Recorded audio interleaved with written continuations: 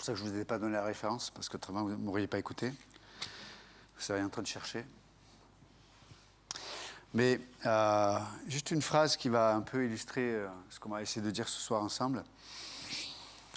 C'est on va dire une définition métaphysique on va dire de l'obscurité.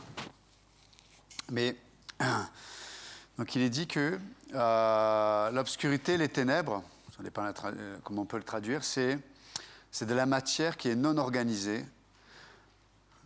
Ça va vous réveiller là l'histoire. Ah, c'est très simple, mais je vois déjà les sourcils qui montent comme ça.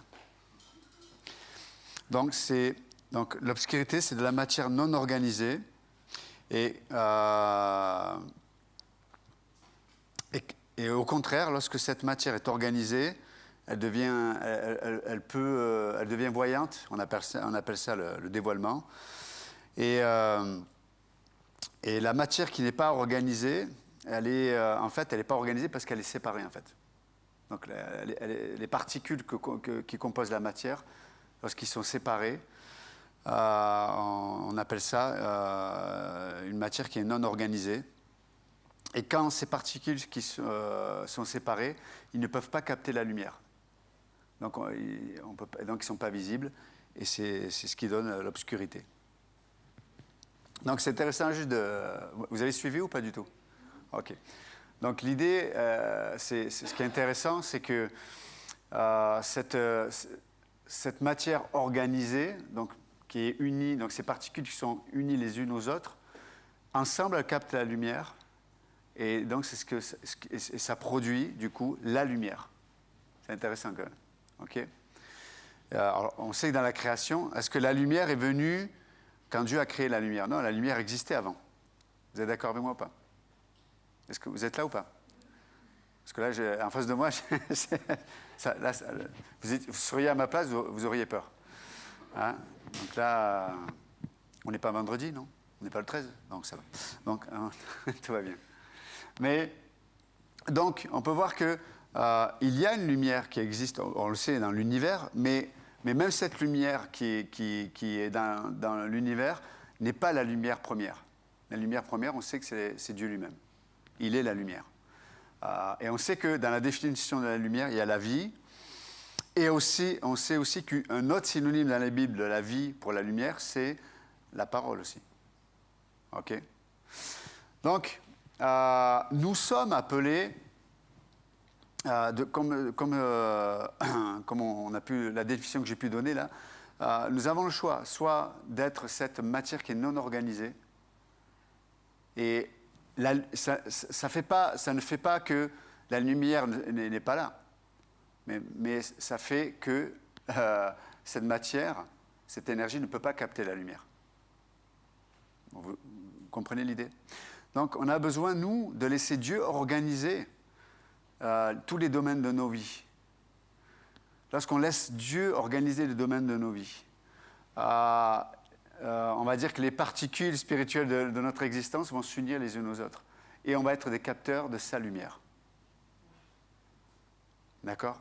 Au lieu d'exprimer l'obscurité ou d'exprimer les ténèbres, on va être des capteurs de sa lumière. C'est ça, en fait. Donc, on peut voir que Dieu, lorsqu'il travaille nos vies, c'est comme il veut organiser certaines choses. Vous savez, il y a des domaines, tous les domaines où on n'est pas organisé, c'est des domaines de non-compréhension. Vous connaissez cette expression, quand tu vas pas bien, on dit tu broies du noir. Vous avez déjà entendu cette expression? Tu broies du noir. Moi, je trouve qu'elle parle bien, cette expression. Tu broies du noir. Pourquoi? Parce que tu ne comprends pas. Et tu ne comprends pas parce qu'il y a des choses qui ne sont pas organisées dans tes pensées, dans ton cœur, dans ta confession, dans ton âme. Il y a des choses qui ne sont pas organisées à la façon de Dieu. Du coup, tu ne peux pas être ce réceptacle qui peut contenir ou recevoir la lumière qui vient de Dieu. Mais de l'autre côté, il y a d'autres expressions qui disent, on a cette expression aussi qui dit « ce que tu dis m'a éclairé ». C'est vrai? Ou tu as le visage illuminé. C'est intéressant aussi. Mais l'idée, elle est là, c'est que quand on laisse Dieu coordonner certains domaines de nos vies, on va voir sa lumière. Pas la nôtre, sa lumière. Et quand on voit sa lumière dans notre vie, c'est là où on commence à comprendre. Donc, comment maintenant, la question c'est comment Dieu organise nos vies. D'abord, pour que Dieu organise nos vies, il faut qu'il désorganise la fausse lumière. Il faut qu'elle s'efface, la fausse lumière. Vous savez comment Dieu fait? Il va mettre l'emphase sur, en vérité, les ténèbres que sont notre fausse lumière. Et il va exagérer le trait dans certains domaines de notre vie. Ça veut dire qu'il va y avoir des choses dans ta vie, tu vas avoir l'impression que partout où tu te tournes, c'est ce que tu vois. C'est quelqu'un est colérique. Toutes les situations qu'il va rencontrer dans sa vie, de plus en plus, il va être dans le non-contrôle, par exemple. Ou quelqu'un qui, par exemple, est mélancolique. Partout où il va se tourner, il va commencer à être mélancolique, un peu à l'esprit dépressif. Quelqu'un qui, par exemple, est dans le rationalisme, où il raisonne. Mais partout où il va se tourner, dans ce rationalisme, il va être épuisé, il va être fatigué de lui-même. Quelqu'un qui est émotionnel, et là, Dieu va appuyer le trait. Et partout où il va se trouver, il va être contrôlé par ses émotions. Ça veut dire qu'il va être hors de contrôle. Pourquoi Dieu fait ça? C'est parce qu'il veut t'amener dans une attitude où tu n'as plus d'options, sinon que, Seigneur, ta priorité de ta vie, ta priorité, c'est de trouver la face de Dieu pour qu'il te sorte de là. Et là, c'est une autre façon d'exprimer ce que je disais tout à l'heure. C'est la façon dont Dieu organise notre vie. Dieu organise notre vie.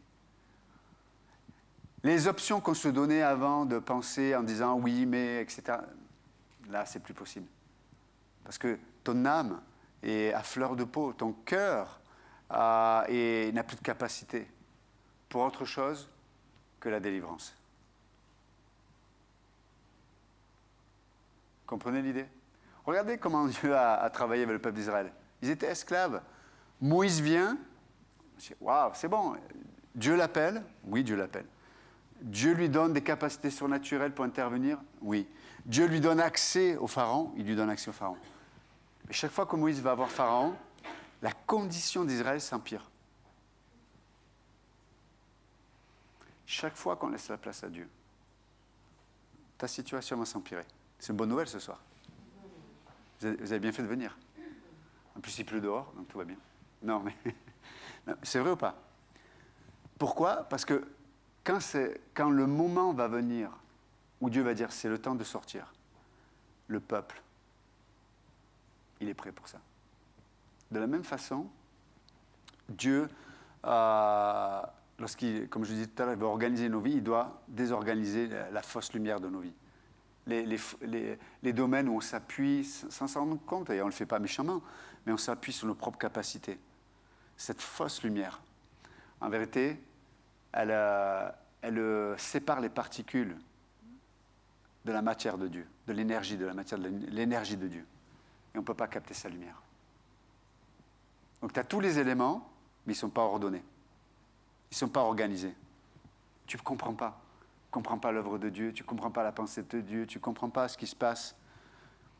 Et vous savez, la compréhension dans le royaume de Dieu, elle n'est pas intellectuelle.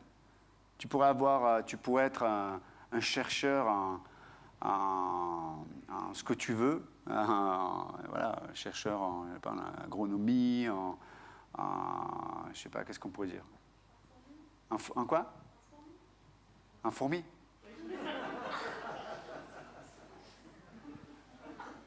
OK. Alors, je pense que le terme doit être différent, mais en tout cas, l'idée, elle est là, OK. OK. Donc, si vous voulez faire plaisir à... Voilà, vous pouvez l'amener à un après-midi dans une fourmilière, en tout cas.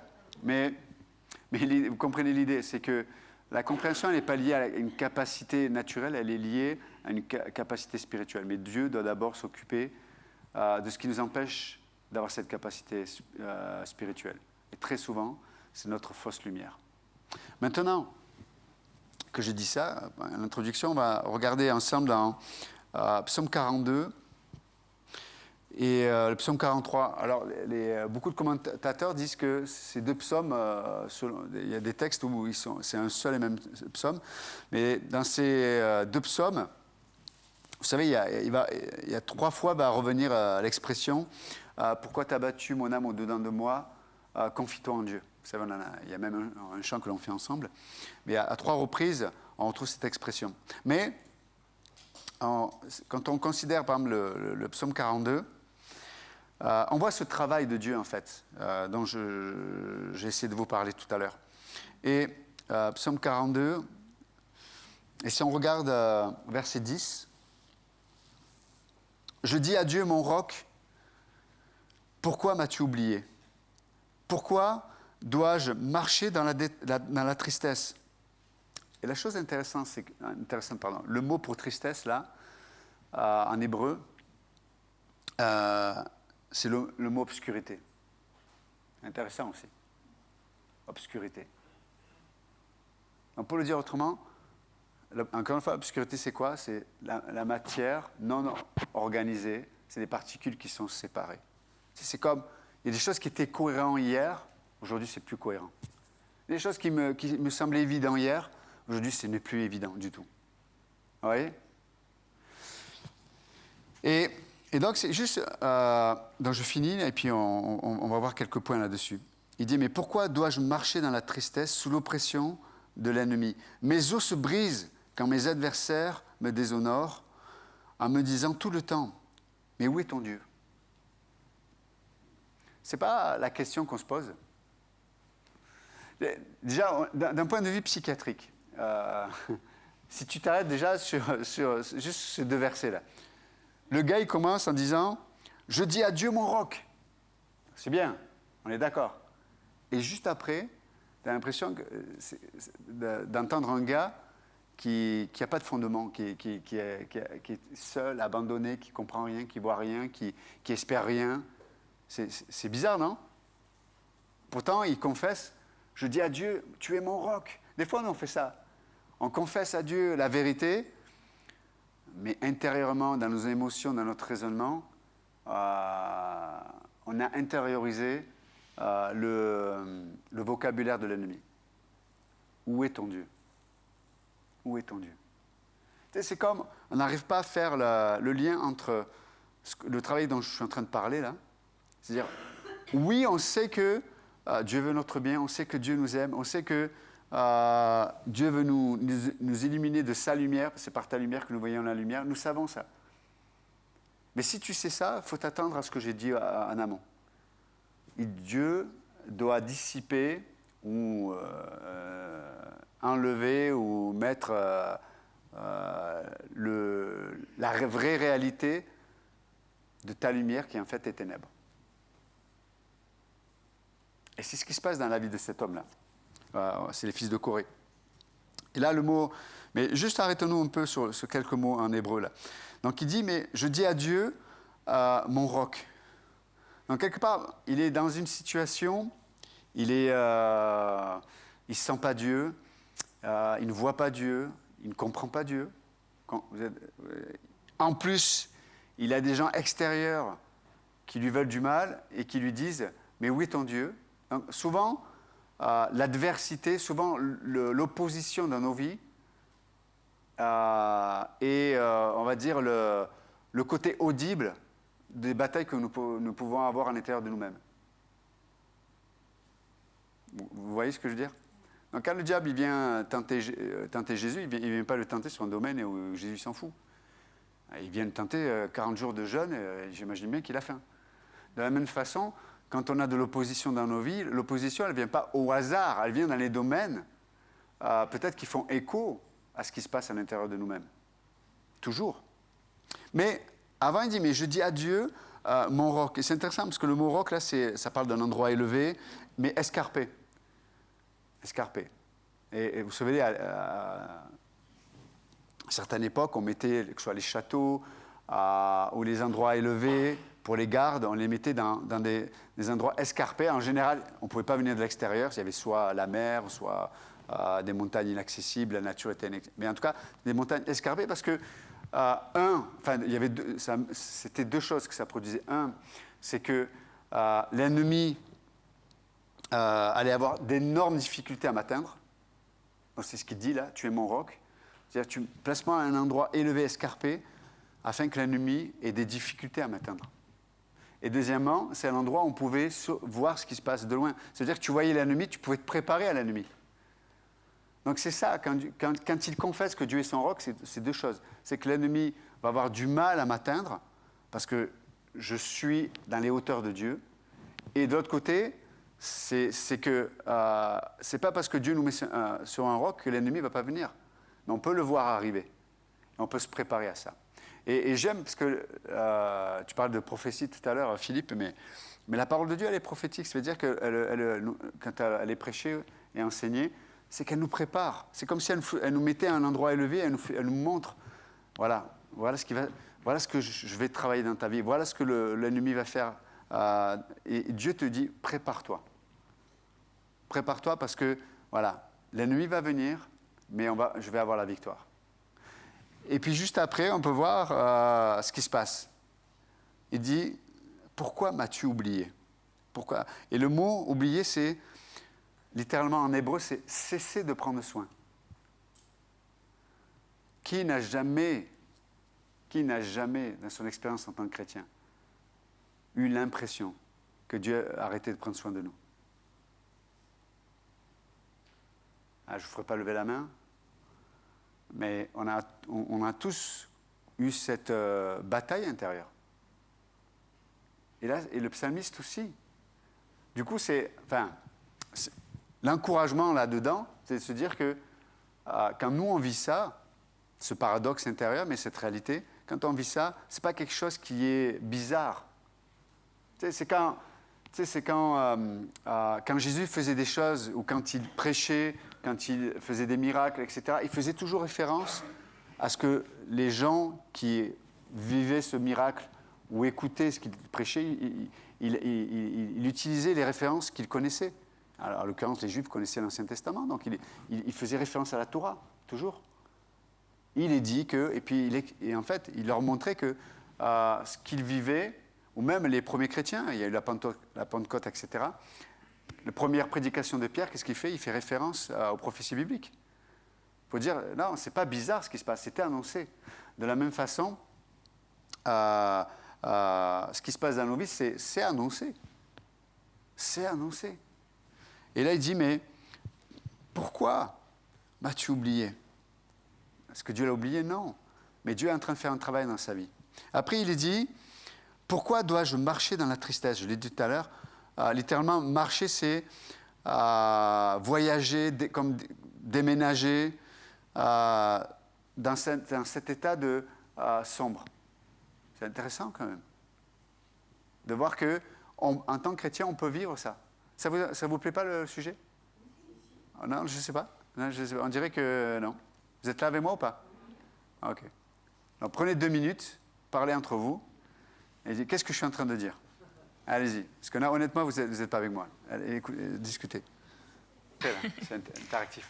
Une pensée qui nous est restée, c'est dans ce que tu disais du fait que Dieu désorganise nos fausses lumières pour organiser la sienne dans nos vies.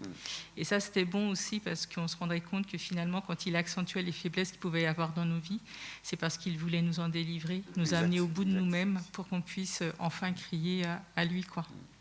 Tu dis mieux que moi, tu aurais dû prêcher sur ça. Ok. C'était ça aussi? Ok. Vous aussi? Vous aussi? Ok, merci. Okay. C'était ça aussi? Le but, en fait, c'est de chercher Dieu. Ok, c'est quoi? Le but, c'est de chercher Dieu. Ok. Ok, ce côté-là. Alors, pourquoi vous regardez là-bas? Je suis là. Léo, il regarde là-bas. Ok. Tu sais, comme les enfants il y a un truc qui leur fait peur, ils regardent à côté pour... Quelqu'un? Hélène, tu veux dire quelque chose? Christophe? Moi, je dirais juste une pensée par rapport à ce que tu disais. C'est dans le micro, excuse-moi. Merci. Juste une pensée par rapport à ce que tu disais, c'était de cette position où Dieu nous quelque part nous attend, si tu veux. Mais il faut se rendre compte que cette position, c'est quand même la meilleure. Souvent, on n'a pas les yeux fixés au bon endroit.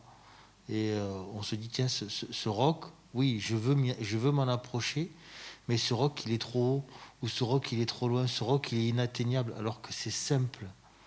On en revient toujours à cette foi simple, cette foi qui nous ouvre les yeux sur la lumière de Dieu. Et plus on est en haut, et plus ça peut être facile de voir cette lumière-là. Et la chose, pour rebondir ce que je garde ça. Ah, merci. La chose, c'est qu'en fait, on y est déjà dans ce roc. Enfin, on y est déjà placé. Ça veut dire que tout le travail que Dieu fait dans nos vies, alors que nous restons dans ce roc, juste par la foi, dans l'amour de Dieu, même tout le travail de Dieu, même l'opposition, même les choses qui vont contre nous, ça ne va pas nous détruire. Mais ça va détruire notre fausse lumière. Vous voyez ?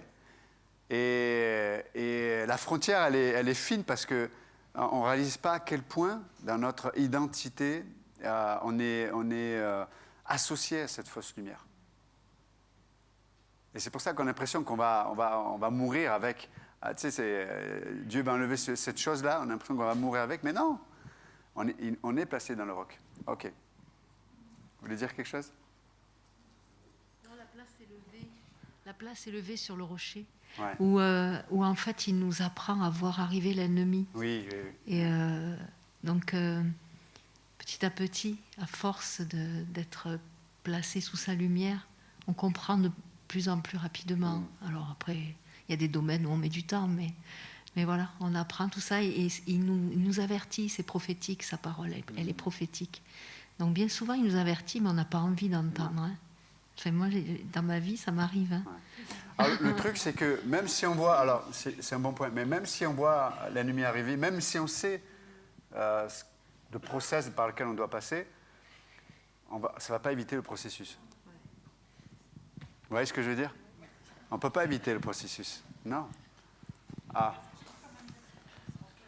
Yes. Oui. Tu viens de rentrer, tu as le droit. Je trouvais tellement encourageant parce que quand il y a des domaines dans nos vies où Dieu... quand on se rend compte de nos ténèbres, quoi, encore et encore et encore. Mais en fait, c'est encourageant parce que, ce que tu as dit, que Dieu, il veut nous sortir de là. Exactement. Et c'est ça son projet, c'est très encourageant. Mais quand Dieu fait ça, en fait, c'est plus le projet de Dieu. C'est que ça devient notre projet aussi. C'est ce que je essaie de vous dire. Vous comprenez l'idée? C'est que le travail de Dieu, au départ, c'est le projet de Dieu, de nous transformer, etc.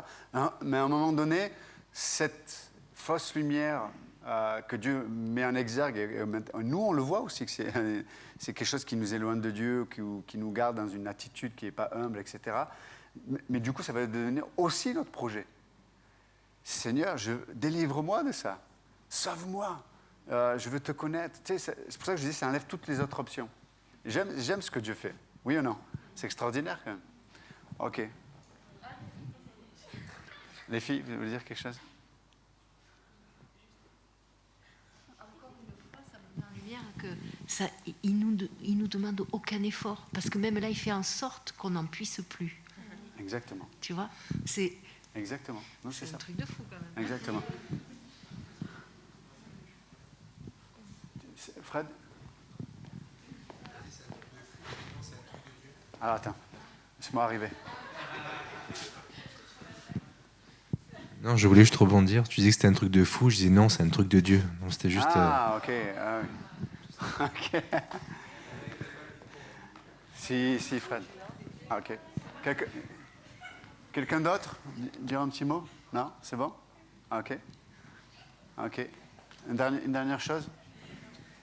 En fait, quand tu parlais aussi de la métaphysique, là, des cellules, et moi, ça m'a fait penser à l'unité aussi. L'unité qui produit la lumière et combien on a besoin Exactement. du corps de Christ aussi. Exactement. Ça, c'est un bon point. On va en parler même. Ok. Attends, excuse-moi. Une question. Si on peut voir les faux lumières en moi, alors la faux lumière, ce n'est pas une séduction. Ce n'est plus une Ce séduction. n'est plus une séduction. Ouais. Parce que moi, je pensais que la faux lumière, je suis séduit, que je pense que je suis dans la lumière, mais c'est faux. Ouais. Mais si je le vois en moi, alors je ne suis pas séduit. Non.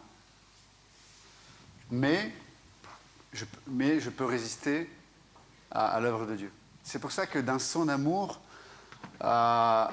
l'ordre de Dieu, c'est d'abord, et j'aime cette confession, Dieu, tu es mon roc.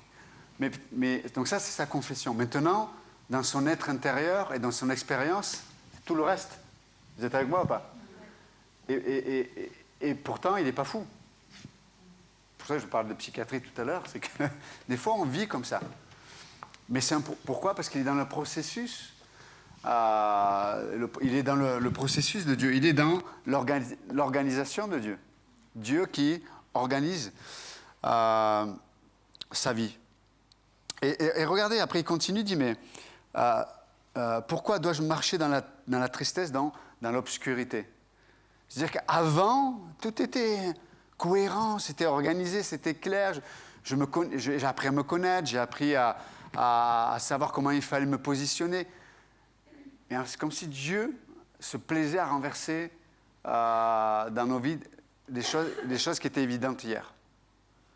Je vous assure, dans chaque étape importante de nos vies, Dieu va le faire. Ne soyez pas étonnés. Tu sais, quand il est dit que Dieu est devant, il est derrière, il est au-dessus, il est partout. Bien sûr, on le prend toujours côté, il nous protège, il est là. Mais cette vérité, elle est vraie aussi par rapport au travail qu'il veut faire dans nos vies. Tu te tournes à gauche et tu dis, il y a ça c'est une fausse lumière. La colère, avant tu te mettais en colère que, par exemple, pour certaines choses. Mais là, tu vas te mettre en colère pour des choses pour lesquelles hier, tu ne te mettais pas en colère, par exemple. Vous voyez ce que je veux dire? Avant, tu te défendais en mentant, mais c'était ponctuel. Maintenant, tu commences à mentir tout le temps. Je dis, ouais. Enfin, que je dis mentir, c'est peut-être exagéré, ce que vous voulez. Et c'est comme si, partout, tu vas te tourner dans ta vie. Et c'est pour ça que les fréquences de chute, elles vont s'accélérer. Le domaine que Dieu veut travailler, quand Dieu dit c'est maintenant, il va accélérer les fréquences. Tu sais, comme maintenant, hop. Avant, c'était tous les 6 mois, maintenant, c'est tous les jours. Partout où tu vas te tourner, tu vas au travail, boum, ça va mal se passer. Tu vas à la maison, ça va mal se passer. Tu es tout seul avec toi-même, ça va mal se passer. Oui. Et pourquoi? Parce que Dieu est en train de désorganiser cette lumière qui passe à la lumière. Et quand Dieu le fait, et que du coup, moi je rejoins, du coup, au départ c'était le projet de Dieu, maintenant ça devient mon projet, Seigneur, sauve-moi, guéris-moi, libère-moi, etc. Dieu va le faire, et qu'est-ce que ça produit? On revient à l'unité, Jean 17, 15. Il y a l'unité entre moi et le Saint-Esprit. Il y a l'unité entre moi et le corps de Christ. Il y a l'unité entre moi et moi, ma nouvelle création. Et là, je vais être cette matière-là qui est unie et qui va réceptionner la lumière qui vient de Dieu. Vous comprenez l'idée? Et des choses que tu as entendues pendant des années, tu pensais les comprendre. Maintenant, tu vas réellement les comprendre. Parce que là, c'est la lumière de Dieu qui t'a éclairé le sujet. Ce n'est pas ta lumière morale ou intellectuelle. Vous voyez? Et du coup, c'est quelque chose qui est profond, c'est quelque chose qui est vrai, c'est quelque chose qui en fait, tu deviens cette lumière de Christ. Christ en vous, espoir de gloire, on le dit souvent, mais c'est la réalité. Mais il faut tout ce process-là. Et regardez jusqu'où ça peut aller. Il dit, sous l'oppression de l'ennemi. Littéralement, le mot oppression, c'est ce qui fait souffrir. Seigneur, c'est pas possible, tu ne vas pas faire ça. Si, si. L'oppression de l'ennemi, chaque jour. Il le dit en hébreu, c'est toute la journée, sous l'oppression de l'ennemi. C'est comme, l'idée, c'est, j'oublie. Ah ouais, c'est c'est la bonne mesure. C'est-à-dire que Dieu permet l'oppression qui est à la bonne mesure. Elle est parfaite, cette oppression. Et pour chaque journée, elle va faire cette œuvre-là. Mais l'oppression, littéralement, c'est ce qui fait souffrir. Littéralement, c'est le mot en hébreu. Hein. Et l'ennemi, c'est celui qui est hostile, celui qui a de la haine. Et regardez ce que ça produit dans le process, verset 11. Mes os se brisent quand mes adversaires me déshonorent en me disant tout le temps, c'est ce passage-là, hein, en me disant tout le temps, où est ton Dieu? Et vous savez, l'expression mes os se brisent, dans l'Ancien Testament, ça parle de la santé en fait. Les os, ça parle de la santé.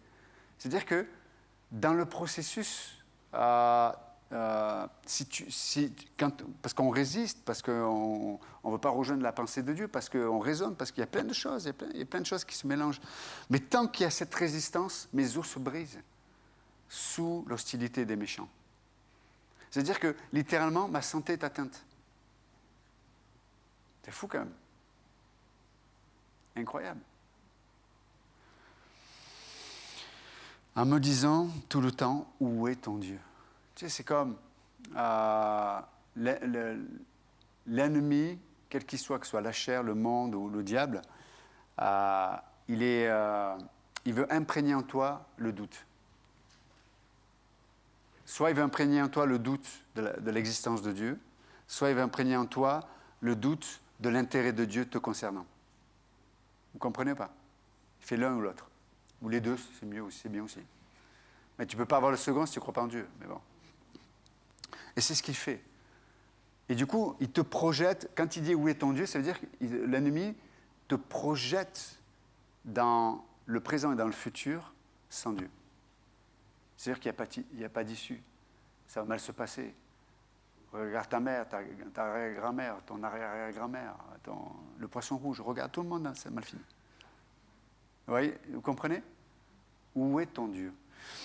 Mais après, il est dit, verset 12, et tu sais, c'est comme, tout ça peut s'arrêter quand à un moment donné, il y a cette conversation qui se passe à l'intérieur. Et là, il est dit, pourquoi t'as battu mon âme et gémis-tu sur moi? C'est intéressant quand même, non? Pourquoi t'as battu mon âme et gémis... Ça veut dire, arrête. Tu sais, le psaume 46, arrêtez, sachez que je suis Dieu, mais c'est arrête d'excuser ou de raisonner tes blessures, ce que les gens t'ont fait, ce que les gens t'ont pas fait. Arrête. Parce que quand tu vis comme ça, ton âme gémit au-dessus de toi. Tu sais, c'est comme l'âme, elle est autorité. Elle a autorité. Au lieu que ce soit l'esprit, c'est ton âme qui a autorité sur toi. Et vous savez, l'âme, quasiment, pas toutes, mais quasiment toutes les parties de l'âme sont des éléments de réponse et non pas d'initiation.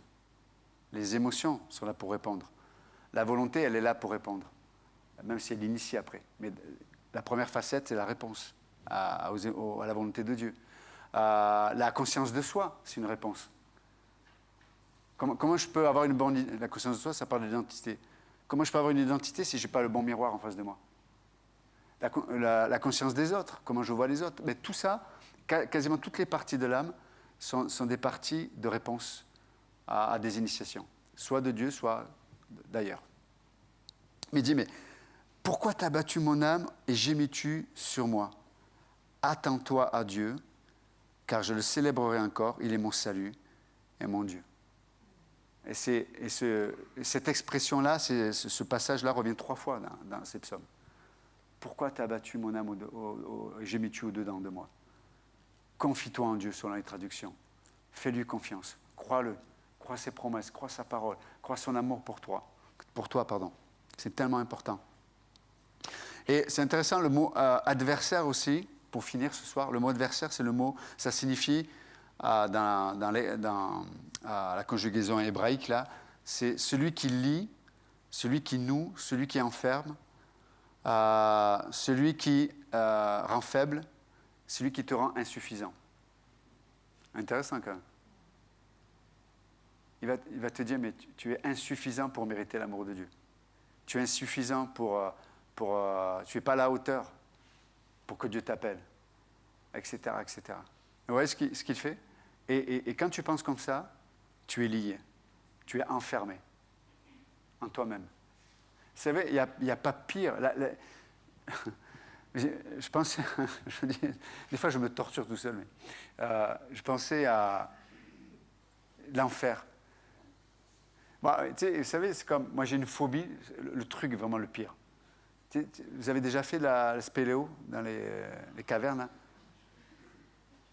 Imagine-toi, il y en a qui passent dans des endroits, c'est épais comme ça, quoi. Et là, tu rentres, tu es bloqué, la tête comme dans une montagne, et c'est fini. Pour l'éternité.